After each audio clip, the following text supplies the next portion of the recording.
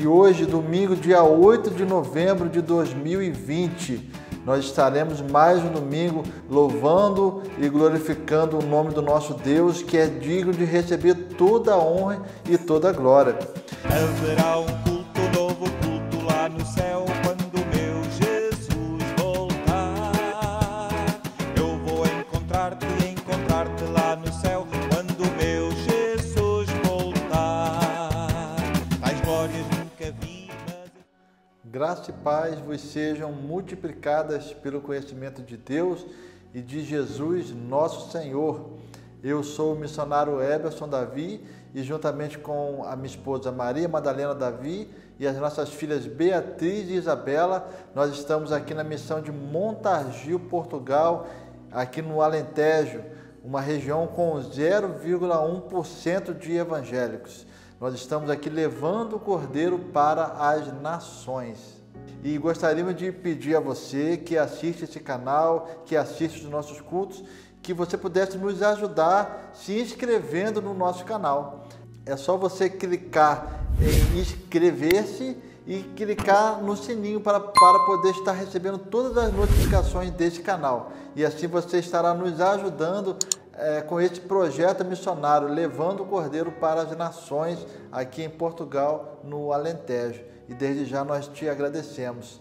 E como esse mês nós estamos a trabalhar sobre a temática observando a palavra de Deus, nós vamos ler um versículo que nos faz observar a palavra de Deus.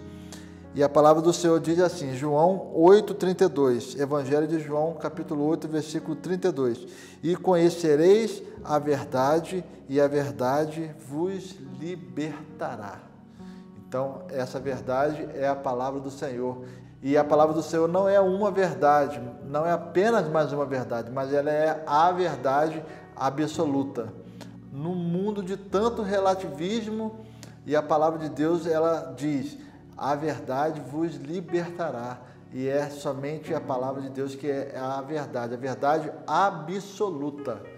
E neste domingo nós estaremos ouvindo mais uma vez o nosso Ministério de Louvor, o nosso amado irmão João Pedro Biscaia, e que você possa louvar ao Senhor aonde você estiver, aí no seu lar, e que junto nós possamos render louvores ao nosso Deus.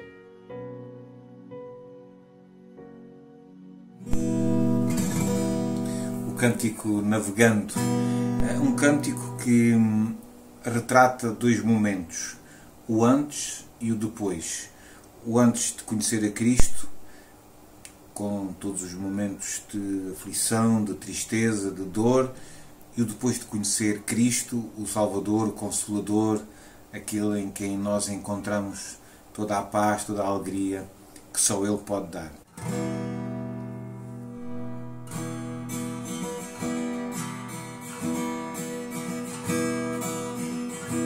Navegando em mar estranho de tremores, estou chorando, estou tremendo sem ti, Senhor.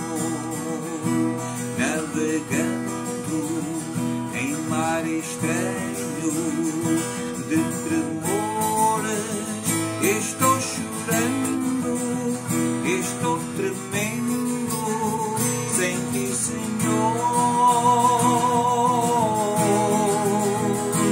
Navegando em mar estranho, estou chorando sem ti, Senhor. Navegando em mar estranho, estou chorando sem ti, Senhor. A tristeza que me abala o coração, que se desfaz sem ti, Senhor, meu Salvador. A tristeza que me abala o coração, que se desfaz sem ti, Senhor, meu Salvador.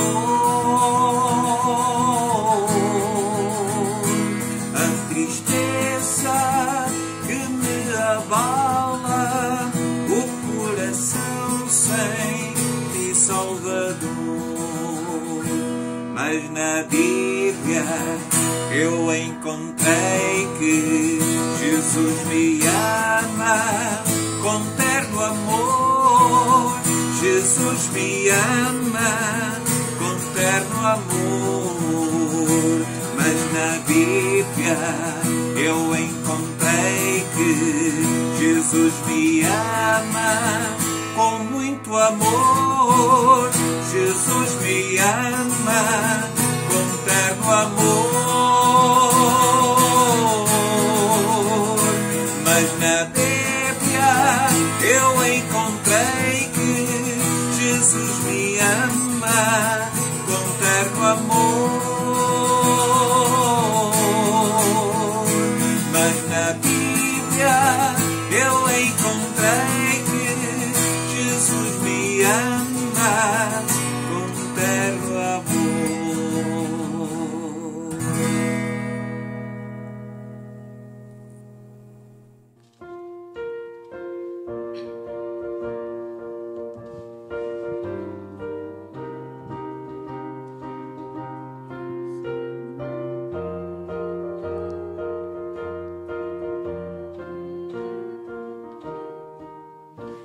Eu só confio no Senhor para me ajudar. Eu só confio no Senhor, vivo a cantar. Se o sol chegar a escurecer e o céu toldar, eu só confio no Senhor para me ajudar. Posso confiar, posso confiar no ar no céu. Cristo vai me dar. Se o sol chegar a escurecer e o céu toldar, eu só confio no Senhor que não vai falhar. Só confio no Senhor para me ajudar. Eu só confio no Senhor, vivo a cantar. Se o sol chegar a escurecer e o céu toldar, eu só confio no Senhor para me ajudar. Posso confiar, posso confiar no ar no céu. Cristo vai me dar.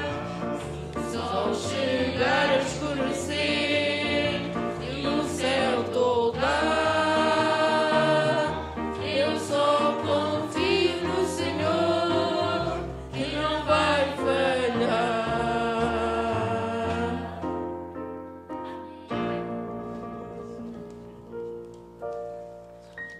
Desses belos louvores, nós estaremos orando ao Senhor em mais um domingo para que o Senhor venha nos abençoar, venha nos fazer mais fortes nele. Senhor, nós queremos neste domingo agradecer mais uma vez o Teu nome, agradecer a Ti que tem nos sustentado até aqui, nesse ano tão difícil em nossas vidas, um ano, Senhor, atípico na história da humanidade, ó Deus, mas que o Senhor venha nos guardar desse mal, dessa pandemia, ó Deus, que já assola esse mundo por 10 meses ou mais, ó Deus, que o Senhor venha nos abençoar e nos guardar dessa terrível doença, ó Deus, que o Senhor venha abençoar a igreja de Montargil, ó Deus, que o Senhor venha abençoar os jovens da igreja de Montargil, que o Senhor venha abençoar os idosos, os velhotes, Senhor. E eu oro também por aqueles que têm acompanhado esses cultos, aqueles que têm cultuado ao Senhor dos seus lares, que eles venham ser tremendamente abençoados, que eles venham ser cheios da Tua presença, que haja conversão de vida, Senhor, que a verdade, ela venha nos libertar, ó Pai, que nós possamos conhecer essa verdade e essa verdade venha nos libertar. Em nome de Jesus, nós Te louvamos e Te agradecemos. Amém. E agora nós iremos ouvir uma palavra abençoada do nosso pastor Oswaldo Santos. Ele estará trazendo aqui a parte B, né, da palavra sobre a reforma protestante. E nós vamos então abrir a palavra do Senhor no livro do profeta Isaías, no capítulo 6. Capítulo 6 de Isaías. Hoje de manhã eu preguei lá em Ponte Sur, mas eu não preguei em Isaías. Eu preguei em Ezequiel e fiz uma abordagem a respeito da reforma com base em Ezequiel 37, né, o Vale de Ossos Secos. Mas nessa tarde eu quero partilhar com os amados esse texto bastante conhecido de todos nós, que é o texto de Isaías 6. Então, livro do profeta Isaías, capítulo 6, versos 1 a 8. E todos os que acharem, por favor, coloquem-se em pé, em reverência a Deus e a sua palavra, para procedermos esta leitura. Isaías 6, de 1 a 8.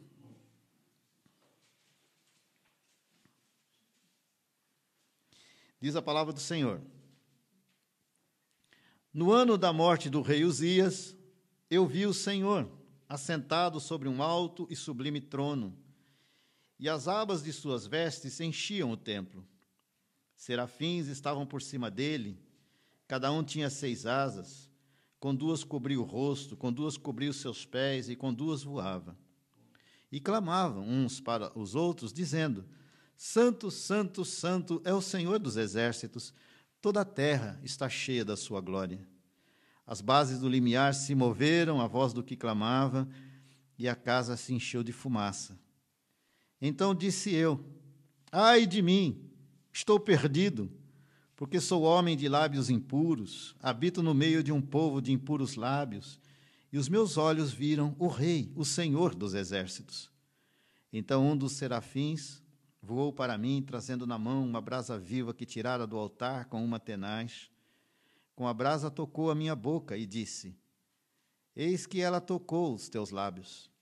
A tua iniquidade foi tirada, e perdoado o teu pecado. Depois disto, ouvi a voz do Senhor que dizia: A quem enviarei, e quem há de ir por nós? Disse eu: Eis-me aqui, envia-me a mim. Amém? Ontem, dia 31 de outubro, não foi dia de Halloween, né? Não foi o dia das bruxas. Mas ontem, para nós, evangélicos, protestantes, cristãos, foi o dia da celebração da reforma protestante do século XVI. Então, em todo o mundo cristão, protestante, nós celebramos, então, a reforma do século XVI. E, normalmente, quando falamos a respeito da reforma, nós damos uma grande ênfase na reforma de Lutero.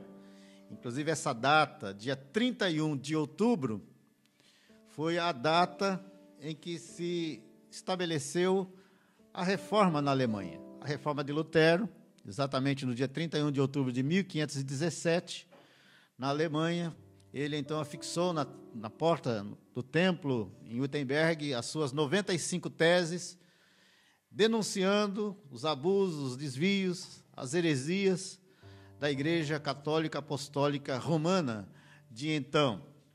E esse ato de Lutero, que viralizou, né? As suas teses viralizaram, e naquela época não tinha televisão, não tinha as redes sociais, Facebook, WhatsApp, não tinha nada disso.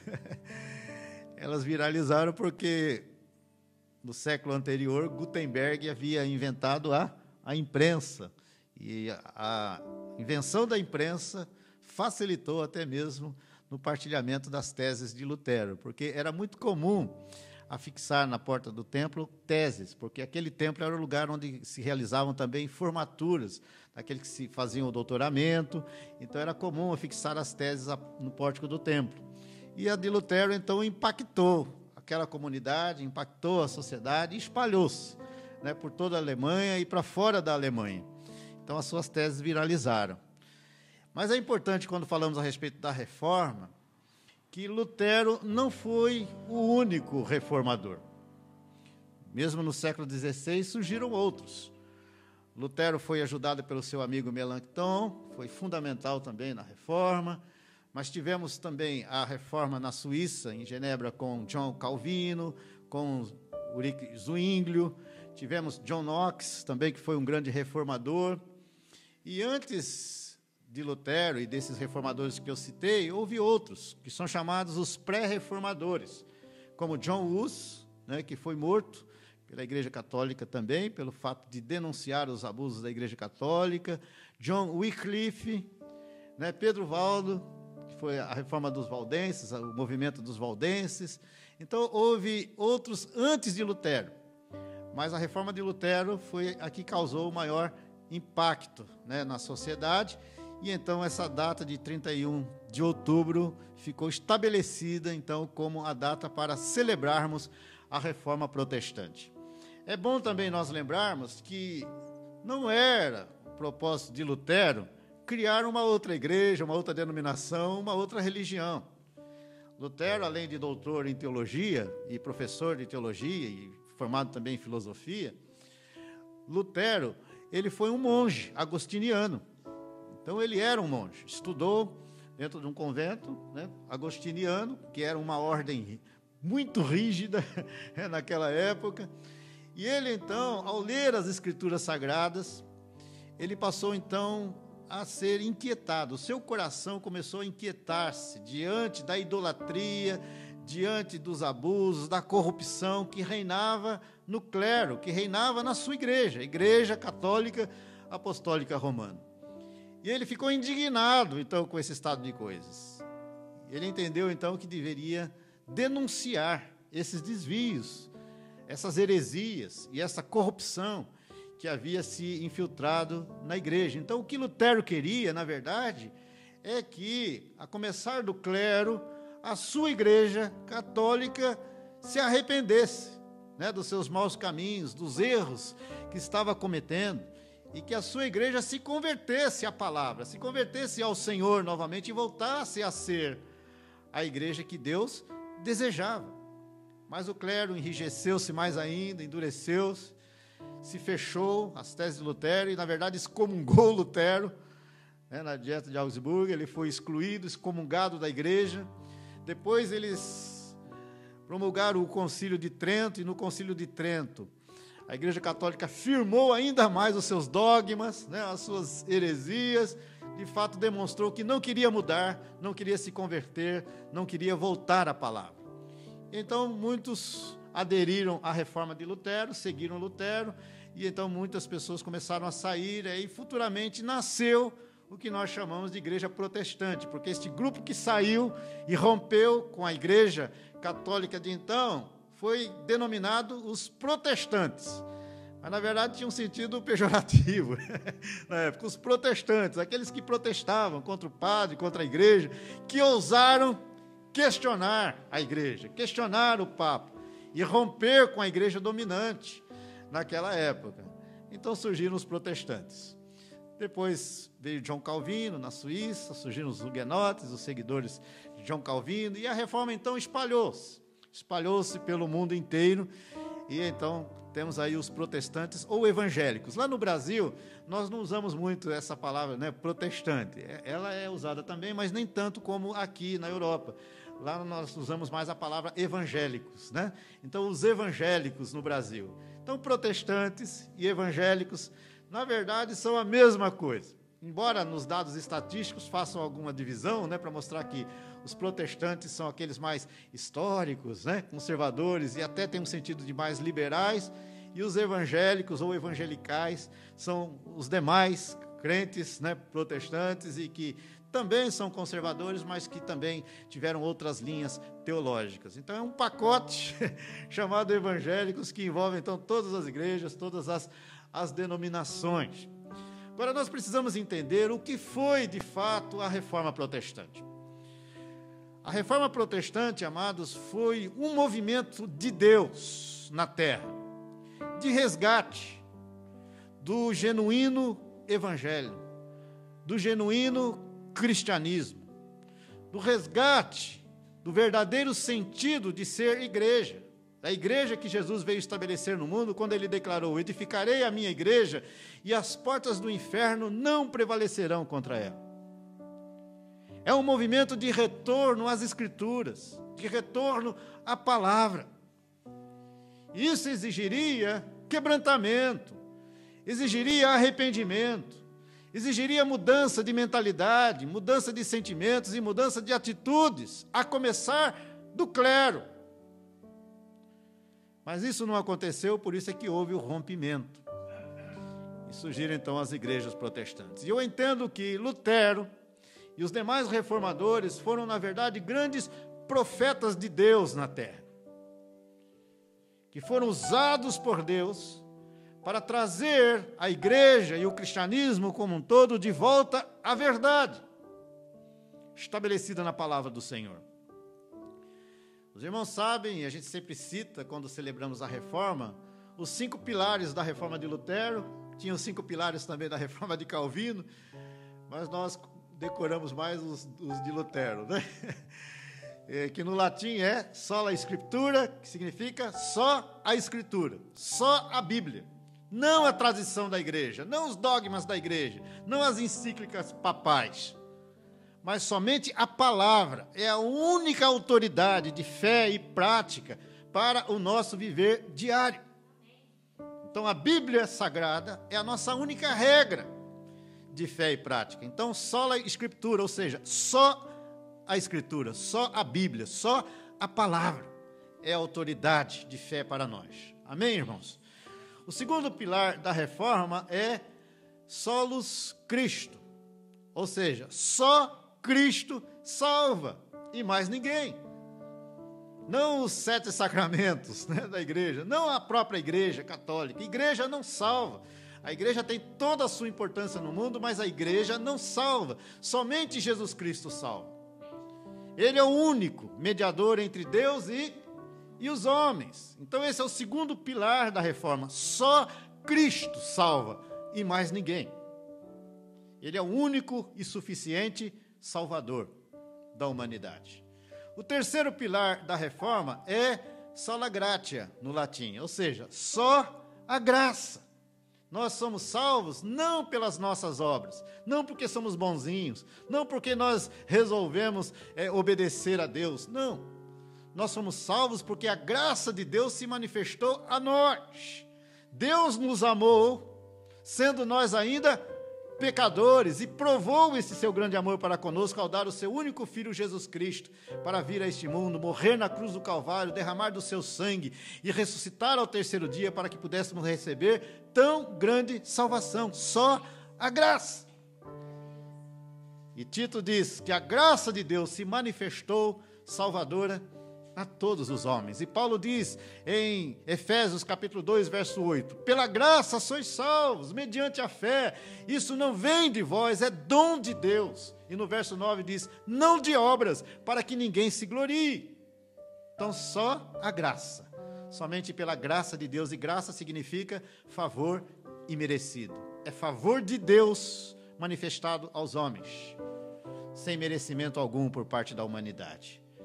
Então, o primeiro pilar, só a Escritura. Segundo pilar, só Cristo. Terceiro pilar, só a graça. Quarto pilar da reforma, sola fide. Ou seja, só a fé. Nós somos salvos pela graça, mediante a fé. Então, a fé é a resposta humana à manifestação da graça, a doação da graça para a humanidade.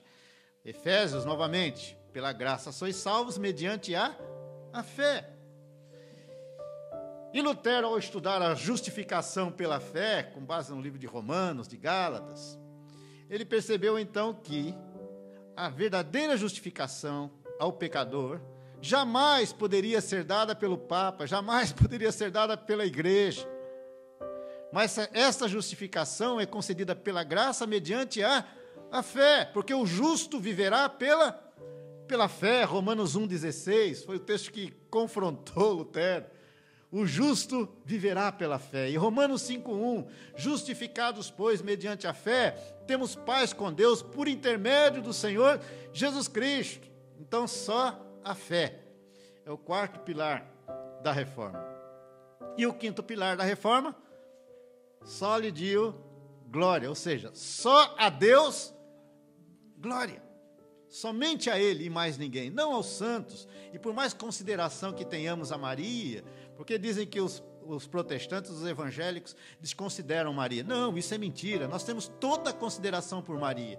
Só que nós nunca aceitamos e nunca aceitaremos Maria como intercessora. Ela foi um instrumento poderoso e maravilhoso nas mãos do Senhor para o nascimento do Salvador. Temos todo o respeito, temos toda a consideração a Maria, mas Maria não é mãe de Deus. Maria não é intercessora da humanidade. Maria não salva ninguém e ninguém pode adorar a Maria, porque nós só adoramos ao Deus único e verdadeiro. E também não adoramos aos santos. Então esses são os 5 pilares da reforma de Lutero.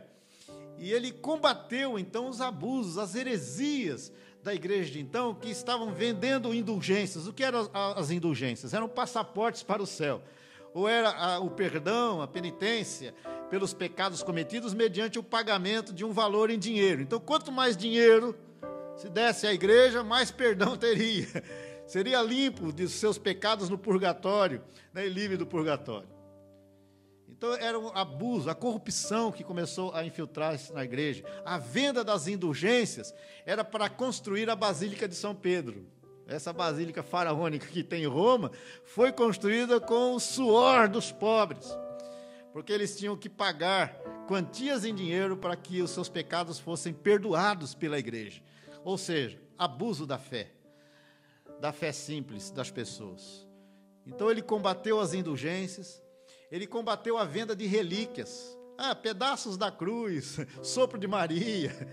Vendiam esses nichos para arrecadar dinheiro e as pessoas acreditavam nessas coisas, essas crendices que haviam se infiltrado dentro da igreja, a venda das relíquias religiosas para angariar dinheiro, fundos para a igreja, e a igreja enriquecendo-se cada vez mais. A outra coisa que ele combateu foi a venda de cargos. Então havia troca de cargos, de posições, e tudo isso gerava então benefícios para a igreja. Mas o que aconteceu? Por que a igreja estava nessa situação, nesse estado de coisas? Porque a igreja desviou-se da palavra, desviou-se da verdade. A igreja empoderou-se politicamente, economicamente, e se tornou então um império religioso, vazio, oco e sem Deus. Deus estava muito distante daquelas coisas que os papas estavam cometendo, que o clero estava cometendo nessa época. E com certeza Deus estava muito triste com toda essa situação. A igreja começou bem, nasceu simples em Jerusalém, pessoas pobres, com a descida do Espírito Santo, registrada lá em Atos capítulo 2. A igreja cresce em Jerusalém, 3.000, de 120 pula para 3.000, de 3.000 para 5.000, e há então um grande avivamento em Jerusalém. Muitas vidas conhecem a Jesus em Jerusalém, e de repente o evangelho sai dos limites de Jerusalém, atinge toda a Judéia, Samaria, chega no norte, na Galiléia, Antioquia, e de lá então espalha-se pelo mundo, atinge toda a Ásia Menor, primeiro século da era cristã, depois espalha-se com as viagens missionárias de Paulo, Barnabé e os seus companheiros, espalha-se pela Europa, igrejas são implantadas em todo o Império Romano e o cristianismo espalha-se em várias partes do mundo. E até o quarto século da era cristã, a igreja estava bem, expansão missionária, o cristianismo se tornando conhecido. Mas surgiu então o período da perseguição, de 64 depois de Cristo, e vai até o início do quarto século. Quase 300 anos de perseguição da igreja. Mas a perseguição não paralisou a igreja, e muito menos matou a igreja. quanto mais a igreja era perseguida, quanto mais o cristianismo era perseguido, mais ele se fortalecia, mais ele crescia. Muita gente foi morta, jogada nas arenas, sendo estraçalhadas pelos animais, outros queimados em fogueira, outros crucificados, estraçalhados por causa do testemunho do evangelho, e a igreja prevaleceu, porque o Senhor da igreja disse: edificarei a minha igreja, e as portas do inferno não prevalecerão contra ela. Aí, de repente, vem o imperador Constantino, que ascende ao poder no ano 310 depois de Cristo. E Constantino, então, o imperador romano, ele declara liberdade religiosa. Ele cessa com aquele ciclo de perseguição da igreja e promulga, então, com o Edito de Milão, a liberdade religiosa. Alguns dizem que ele se converteu, outros questionam a sua conversão, uns acham que ele tinha interesses pessoais e políticos em agir dessa forma. Não queremos julgar Constantino. O fato é que Constantino, o imperador, declarou liberdade religiosa e começou então a dar benefícios à igreja. E isso não foi bom. A igreja começou a adoecer a partir de então. A igreja afrouxou, começou a perder o ardor. A igreja começou a empoderar-se, porque o próprio Constantino mandou construir templos, né, suntuosos para os cristãos, para a igreja, e essa facilitação política, econômica para a igreja não foi boa para a igreja. De repente vem Teodósio, 380 depois de Cristo, no finalzinho do quarto século, o imperador Teodósio ascende ao poder, e durante o império de Teodósio que se dá o concílio de Tessalônica, e no concílio de Tessalônica, então, fica aprovado que o cristianismo passaria a ser a religião oficial do Império Romano. Isso foi catastrófico, porque houve o casamento da igreja com o Estado, da política com a religião. E essa situação quase matou a igreja.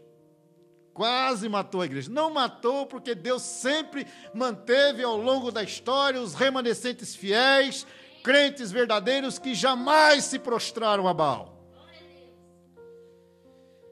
No quinto século vem o papado. Né? Antes tinham só os bispos, depois foi criado o papado. Papa significa pai, né? E os papas então eram ricos, poderosos, se fortaleceram, o Império Romano se fortalece. O Império Romano religioso se fortalece através do Vaticano, em Roma.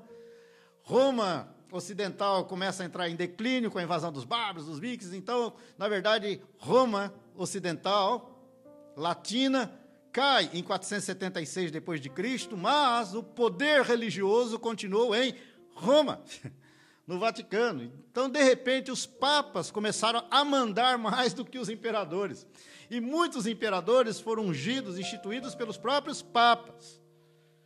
E a partir do quinto século, há o crescimento do catolicismo, com as ordens monásticas, e o catolicismo se espalha por várias partes do mundo, e a igreja empodera-se, e a igreja adoece.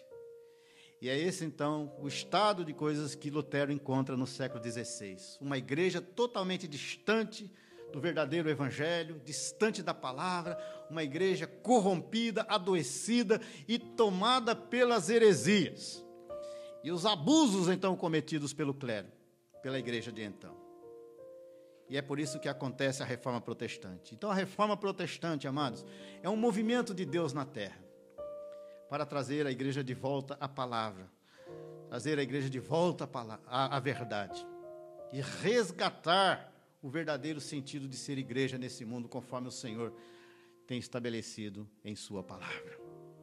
Há muita coisa envolvendo a reforma, a história é muito longa, e nós não temos tempo aqui para falar de tudo o que aconteceu. Mas, de forma geral, em linhas gerais, foi isso que causou a reforma. E é por isso que nasceu também a igreja protestante, e é por isso que nós celebramos a reforma protestante, né, do século XVI. A igreja aqui em Portugal, protestante, ainda é pequena, mas é uma igreja muito viva. Amém, amados?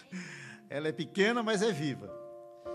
E o próprio Senhor vai fazer com que a sua obra prospere nesse país, cada vez mais para o louvor da sua glória.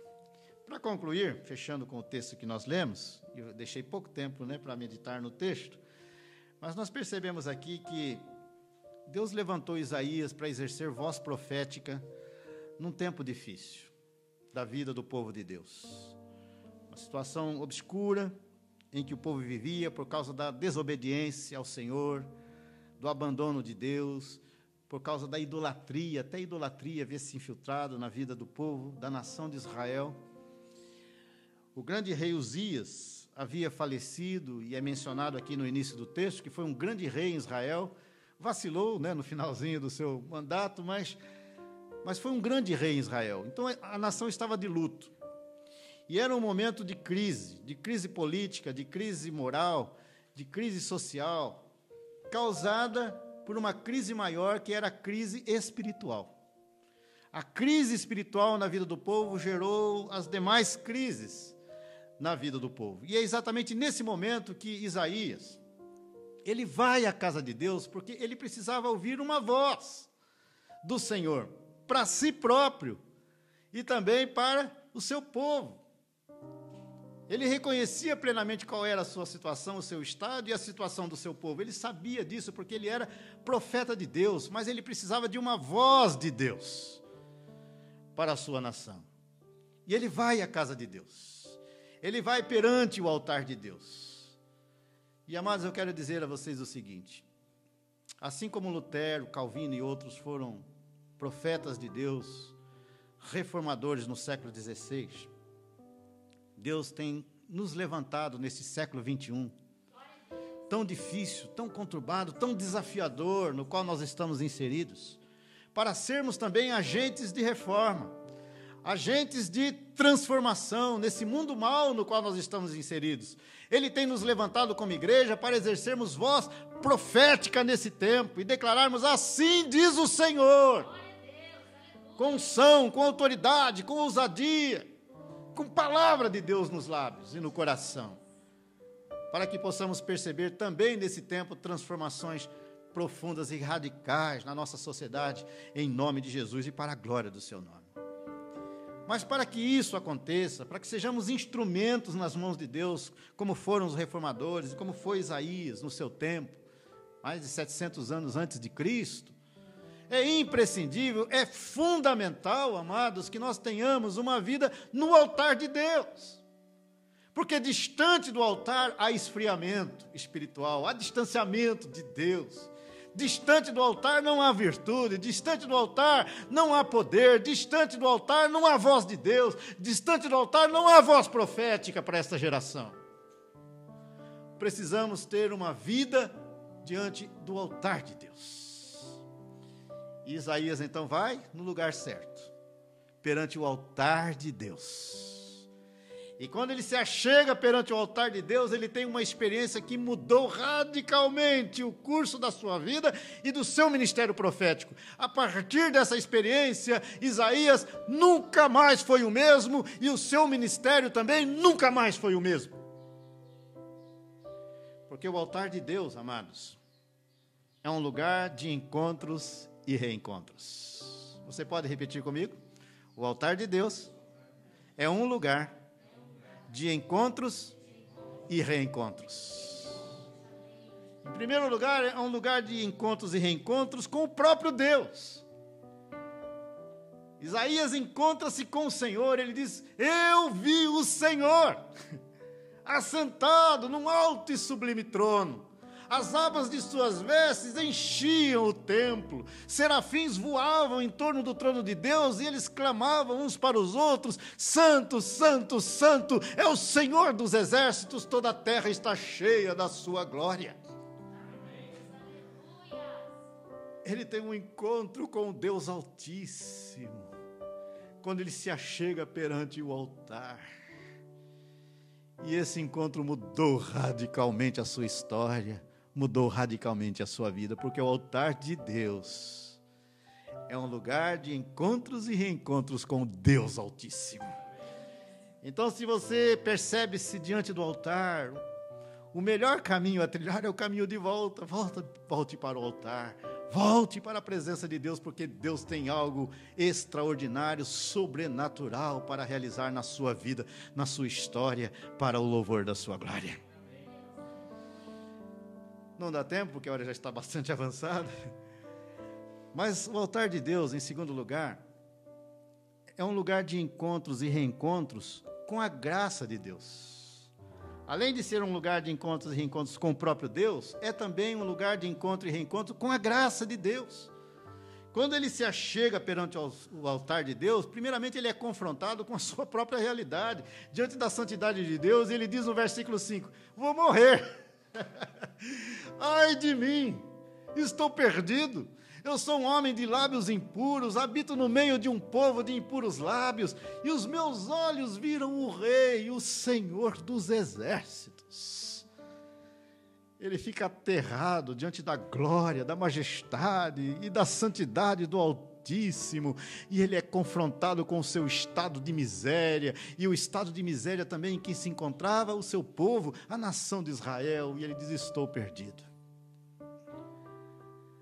Mas quando Isaías quebranta-se diante da presença de Deus, diante do altar de Deus, ele encontra ali no altar um Deus de graça, de amor e de misericórdia, e que se manifesta na sua vida e transforma a sua realidade, transforma a sua história.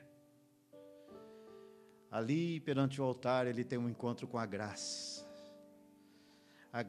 que cura, a graça que liberta, a graça que restaura, a graça que perdoa, a graça que restitui. Porque o altar de Deus é um lugar de encontros e reencontros com a graça do Altíssimo.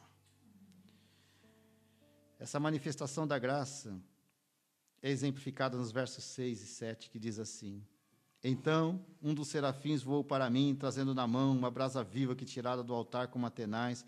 Com a brasa tocou a minha boca e disse, eis que ela tocou os teus lábios, há perdoado o teu pecado. Ali não foi um lugar de acusação, não foi um lugar de juízo, mas foi um lugar de graça, porque o altar de Deus é um lugar de encontros e reencontros com a graça de Deus, com a graça do Altíssimo, onde a iniquidade é retirada, é removida, e onde o pecado é perdoado, e onde o sangue do Cordeiro vertido na cruz passa a ter efeito na nossa vida, através do quebrantamento, através do reconhecimento, através da confissão e através do arrependimento. 1 João 9, se confessarmos os nossos pecados, Ele é fiel e justo para nos perdoar os pecados e nos purificar de toda injustiça. O altar de Deus é um lugar de encontros e reencontros com a graça do Altíssimo, que restaura, transforma completamente a nossa vida e nos reposiciona no lugar que Deus planejou para nós nessa terra, para o louvor da sua glória. E em quarto e último lugar, terceiro, e último lugar, a graça de Deus é também um lugar de encontros e reencontros com a vocação e com a missão.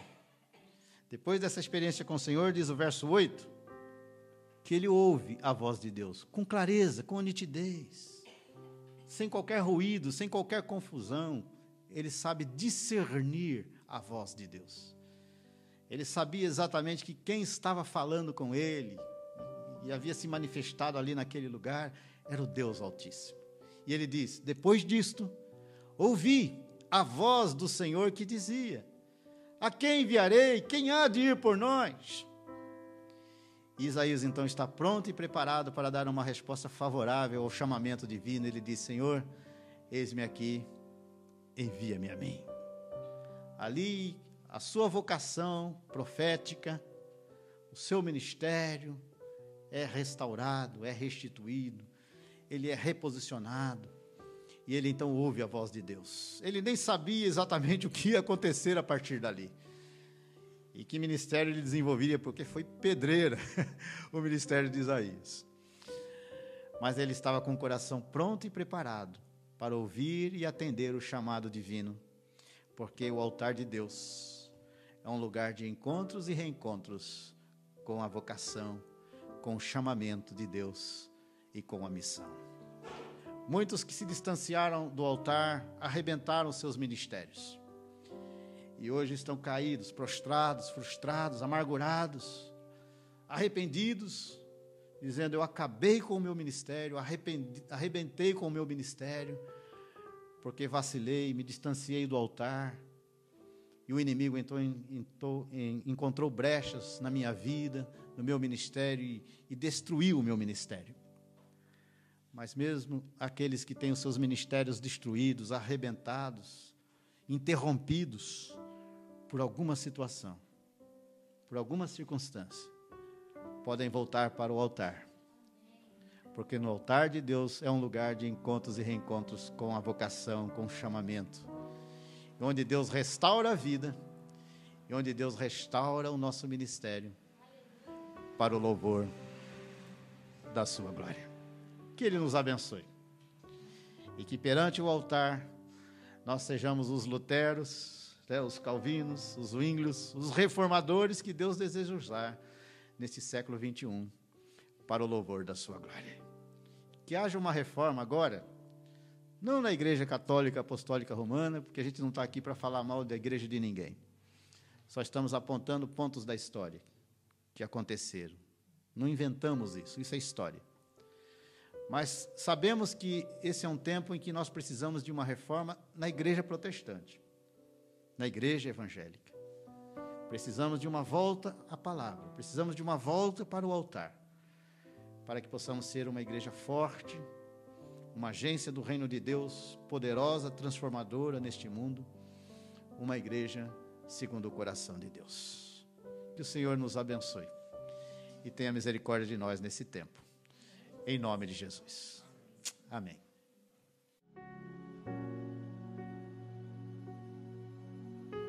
E assim nós encerramos mais um culto aqui da missão de Montargil, Portugal. Que você possa orar por essa igreja, e nós estamos muito felizes porque nós estaremos trocando de local, né? Esse local que vocês veem aqui, ele já não comporta o nosso povo aqui, então nós estaremos indo para um outro local, uma rua principal aqui de Montargil, e depois de 10 meses orando, o Senhor nos abençoou com essa bênção. Então, daqui a 2 semanas nós estaremos aqui cultuando com vocês do nosso novo templo na entrada de Montargil. Deus vos abençoe tremendamente.